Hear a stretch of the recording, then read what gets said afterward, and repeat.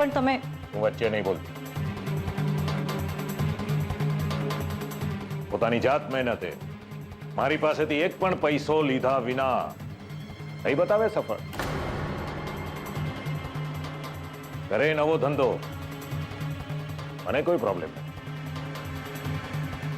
પપ્પા, તમે આ શું બોલી રહ્યા છો? પૈસા વગર હું નવું કામ કઈ રીતે સ્ટાર્ટ કરી શકું? એ તારો પ્રોબ્લેમ છે.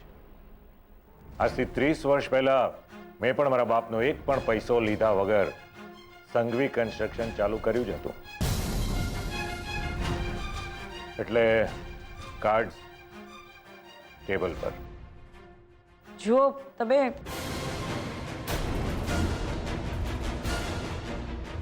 સીધી ડીલ છે રૂપેશ. જો તારે કાર્ડ્સ રાખવા હોય તો મોબાઈલ પણ સાથે રાખવો પડશે, નહીં તો ઓકે.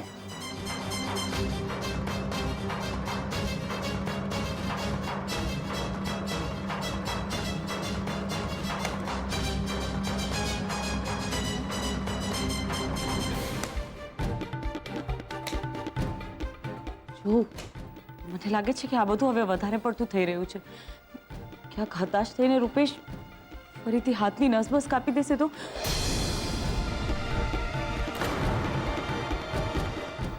અને જો ક્યાંક ઘર છોડીને જતો રહ્યો તો? દુનિયાના કોઈ પણ ખૂણામાં હશે ને, મને શોધી કાઢીશ, બાવડું પકડીને પાછો લઈ આવીશ એને. અને તું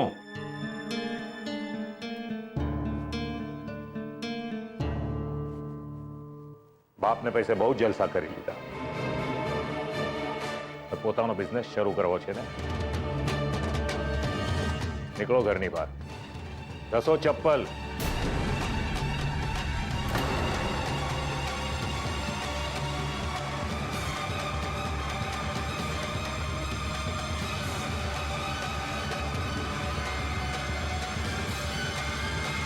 રૂપેશ,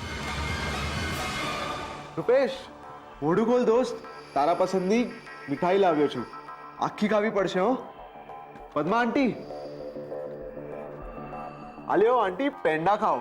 અરે પણ વાત શું છે? આંટી, ગુડ ન્યૂઝ છે. આલ્યો. અંકલ, આશીર્વાદ આપો. હું એન્જિનિયરિંગમાં પાસ થઈ ગયો છું. આજે જ મારું રિઝલ્ટ આવ્યું છે. કોંગ્રેચ્યુલેશન્સ. તો હવે આગળ શું કરવાનો વિચાર છે? જોબ કે પછી તારે પણ પોતાનો બિઝનેસ શરૂ કરવો છે? અંકલ, પોતાનું કામકાજ તો ચાલતું રહેશે, પણ જો કોઈ સારી જોબ મળી જતી હોય તો મને વાંધો નથી. ગુડ. તો પછી તારા જેવા હોશિયાર અને ક્વોલિફાઈડ સિવિલ એન્જિનિયરને સંઘવી કન્સ્ટ્રક્શન મહિને 50,000 રૂપિયાની જોબ ઓફર કરે છે. જેમ જેમ આગળ વધતો જશે તેમ તેમ આંકડો પણ વધતો જશે. બોલ, છે interest? Of course interested uncle. In fact તમે જ તો મારી પ્રેરણા મૂર્તિ છો, અને મને મારી પ્રેરણા મૂર્તિ સાથે કામ કરવાનો ચાન્સ મળતો હોય તો વાય નોટ. ગમ્યું? રૂપેશ, જરા મોબાઈલ આપજે તો.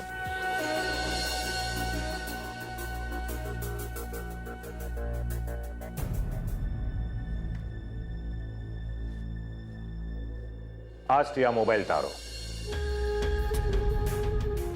All the best.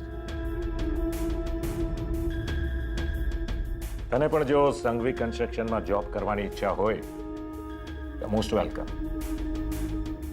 પ્લીઝ.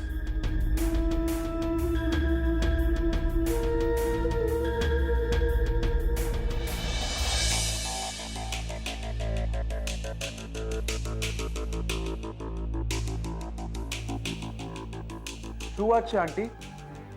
મારા આવા પહેલા ઘરમાં કંઈ થયું હતું?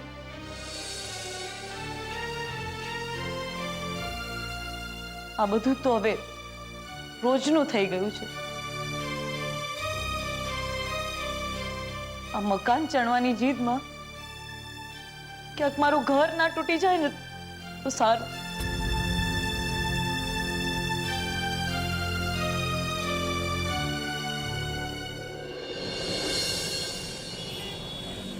હેલો કિંજલ,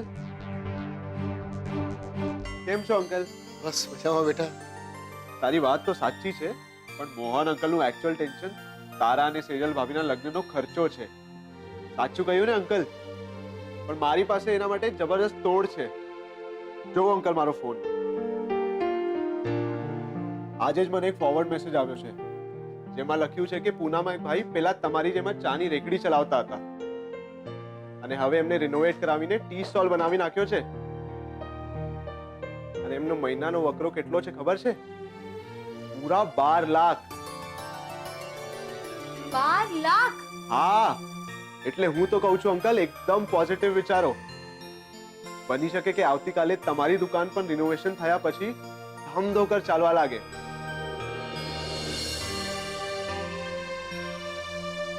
અને પછી તમે જેટલો લગ્ન માટે વિચાર્યો હોય એના કરતા બમણો ખર્ચ કરો. જો ભાઈ આવું જ હોય ને તો તારા મોઢામાં ઘી કોણ? ઘી ગોળની વાત જવા દો અંકલ, અને તમે અત્યારે આ પેંડા ખાઓ. ઉત્કર્ષ દી સિવિલ એન્જિનિયરના હાથના. એન્જિનિયરિંગમાં પાસ થઈ ગયો છું અંકલ. અરે અરે વાહ, અરે ખૂબ ખૂબ અભિનંદન ભાઈ. બહુ સાચું કહું ને તો તારી વાત સાંભળીને આજે મારા મનની મૂંઝવણ દૂર થઈ ગઈ. પપ્પા બસ હવે આ ઉત્કર્ષના ખોટા વખાણ નહીં કરો. આજે ને કોપી કરીને પાસ થયો હશે, જોજો. હા હા, પણ કોપી કરીને પાસ થનારા લોકોને માસુક અંકલ સંઘવી કન્સ્ટ્રક્શનની જોબ ઓફર નથી કરતા. મહિને 50,000ની સેલરી પર ડન કર્યું છે.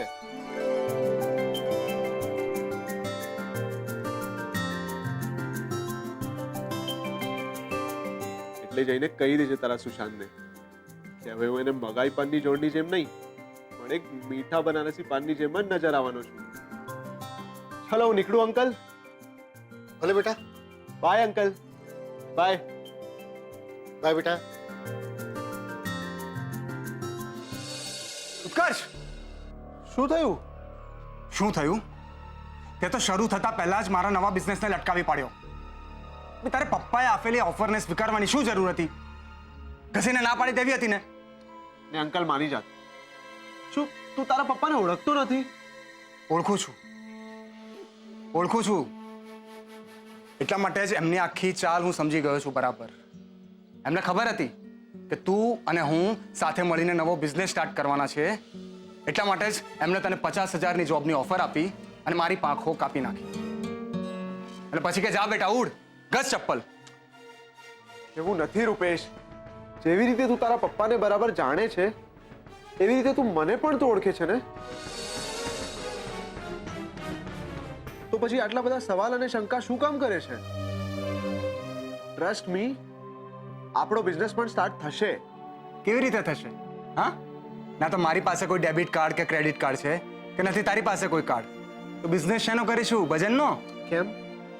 મને મહિને 50,000નો પગાર નહીં આવે?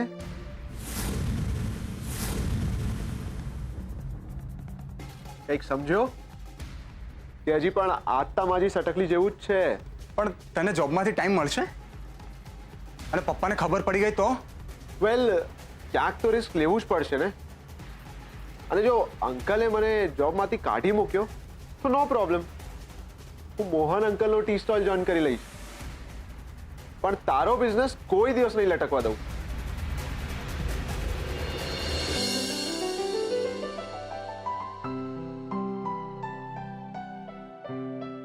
Thank you so much Utkarsh, thank you so much. હવે થેન્ક યુ જ કહેતો રહીશ કે પછી પેલા એપ બનાવવાવાળા ધીરજભાઈનો નંબર પણ આપીશ? અરે હા હા, એક મિનિટ. કિંજલ, કિંજલ! શાંત કુમાર, શું થયું છે? તમે બેસો ને. અને સેજલ, જઈને જરા પાણી લઈ આવો. નથી પીવું મારે પાણી. મન તો કરે છે પાણી જ મૂકી દઉં કિંજલના નામનું.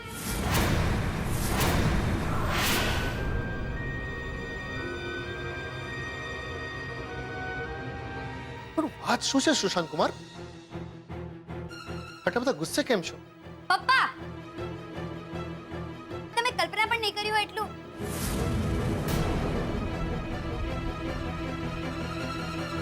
Welcome, welcome madam. તમે આવી ગયા?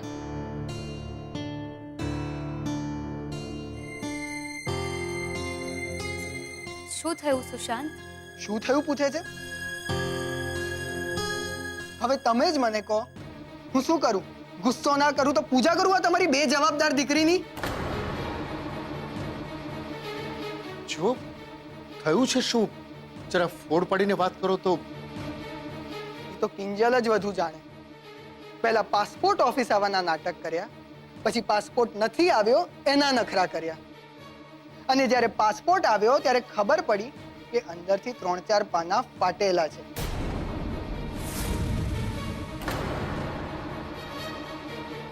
હવે તમે જ તમારી દીકરીને પૂછો કે આ પાસપોર્ટ ફાટ્યો કેવી રીતે. અરે પણ કિંજલ પાસે પાસપોર્ટ આવ્યો હોય તો એની પાસે જવાબ માંગો ને. કિંજલ ઉપર આટલો બધો ગુસ્સો કરતા પહેલા શું સુશાંત તમે એક વખત વિચાર્યું છે કે આ પાસપોર્ટ કિંજલ પાસે આવ્યો એના પહેલા રાહુલ પાસે હતો અને એના પછી સીધો તમારી પાસે આવ્યો છે? એટલે આ સવાલ તમે રાહુલને કરો, કિંજલને નહીં.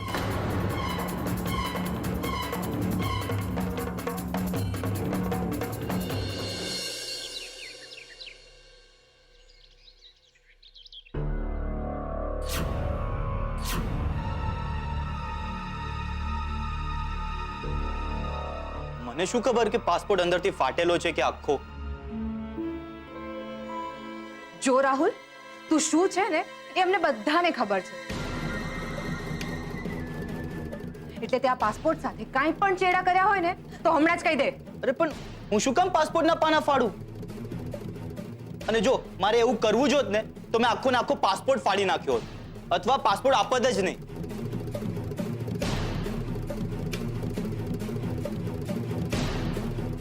ને સુશાંત, જ્યારે મેં તમને પાસપોર્ટનો એન્વલપ આપેલો ત્યારે તમે જોયેલું હતું ને કે એ સીલબંધ હતું. પછી મને શું ખબર કે અંદર શું લોચો હતો? રેવા દે રાહુલ, આ લોકોને તારે કોઈ પણ જાતના ખુલાસા આપવાની જરૂર નથી. અહીંયા તો દયાઈ ડાકણને ખાય એવું છે. એવું નથી બા, આ તો સુશાંત કુમારના મનમાં સવાલ આવ્યો એટલે થયો કે જરા પૂછી જોઈએ. તે પૂછવામાં ફેર હોય મીરાવો. નાના પૂછવાના જો એટલા જ કોડ જાયગા હોય ને તો જઈને પોસ્ટ માસ્ટરને પૂછો.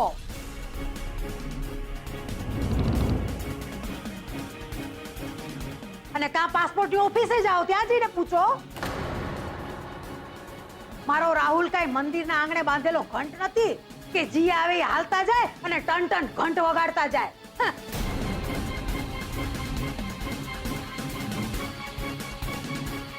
હાલ રાહુલ, અહીંયા કોઈ આપણું નથી. હાલ.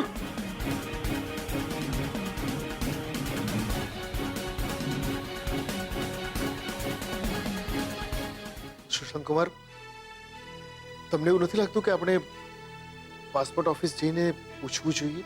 હા, પાસપોર્ટ ઓફિસ વાળા નવરા બેઠા છે ને આપણા માટે.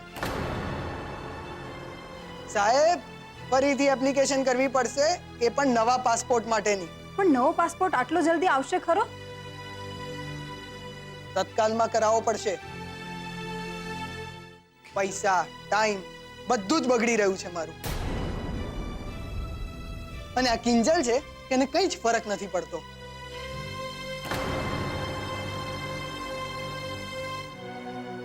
જો સુશાંત કુમાર, કિંજલ છે ને આ બધી વાતોમાં જરા કાચી છે. હા, એની જબરાઈ તો તમને ચાના સ્ટોલમાં મદદ કરવામાં અને ટાઈમસર ચા પહોંચાડવામાં જ છે ને. મારી ભાષા તો એ સમજતી જ નથી. એટલીસ્ટ તમે એને સમજાઈ જુઓ કે એને જિંદગીમાં ક્યાં સુધી કાચા રહેવું છે.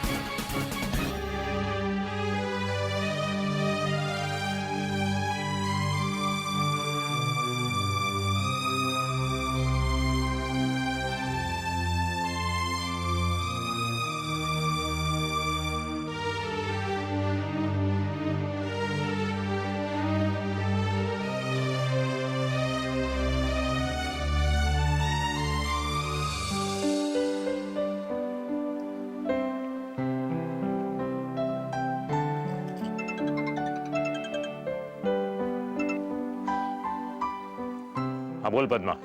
હા, હું એમ કહેતી હતી કે ઘરે આવતી વખતે થોડા પૈસા લેતા આવજો ને. મારે ઘર ખર્ચ માટે જોઈતા હતા. ઠીક છે, બીજું કંઈ? ના, બીજું હું એમ કહેતી હતી કે રૂપેશના ડેબિટ કાર્ડ માટે. પદ્મા, એ સિવાય બીજું કંઈ કહેવું છે તારે? હું પૈસા લઈને આવું છું.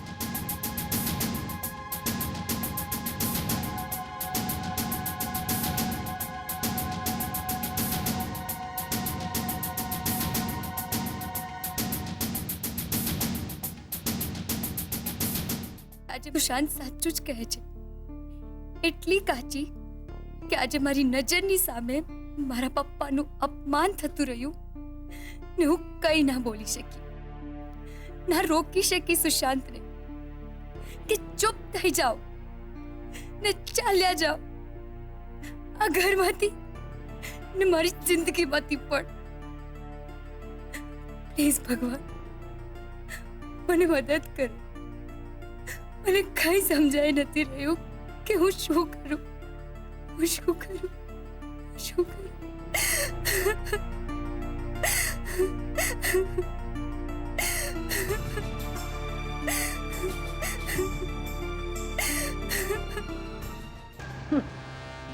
આ તો ધર્મ કરતા ધાડ પડ્યા જેવું છે.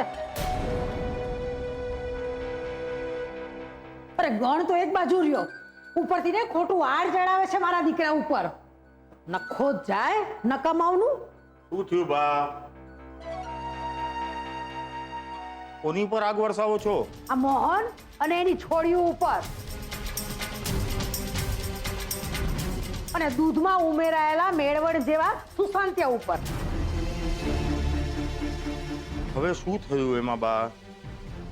રાહુલ, શું થયું? અરે કાંઈ નહીં પપ્પા, એ તો કિંજલનો પાસપોર્ટ પાછો જોતો હતો તો મેં લઈ લીધો. પણ મને થોડી ખબર કે પાસપોર્ટ અંદરથી ફાટેલો નીકળશે. બસ આ વાત પર એ લોકો મારા પર તૂટી પડ્યા. તો તને કોણે કહ્યું તું દોઢા થવાનું? જતો તો પાસપોર્ટ તો જવા દેવો તો. અને છે ને હરીશચંદ્ર બનવાના કોલ જાયગા છે. ભૂલી ગયો? હે, ઓલી કિંજલે તને જેલમાં મોકલ્યો તો ભૂલી ગયો? તે આગ પણ તો આણે જ લગાવી હતી ને. મને થયું કે પાસપોર્ટ નામનો મલમ લગાડતી આવું અને આગ ઓલવતી આવું. પણ મને લાગે છે આ મોહન અને એની છોડીઓના મામલામાં જરાય પડવા જેવું નથી. અને એમાં આ કિંજલડીનું તો હવે મને સપના જેવું લાગે છે અમેરિકા જવાનું. હવે એ અમેરિકા જાય કે અમરેલી, આપણે શું એમાં બા? છોડો હવે. હવે જુઓ, મારે એક અગત્યનું કામ આવી ગયું છે એટલે હું જાઉં છું. મેં જમી લીધું છે, તમે લોકો જમી લીધું. જય શ્રી કૃષ્ણ. મારે તો પેલા નાવું પડશે આ કિંજલડીના નામનું. અને તું હું ઊભી છો? આ જમાડ છોકરાને ભૂખો થયો છે બિચારો. આવી અપગડ્યું.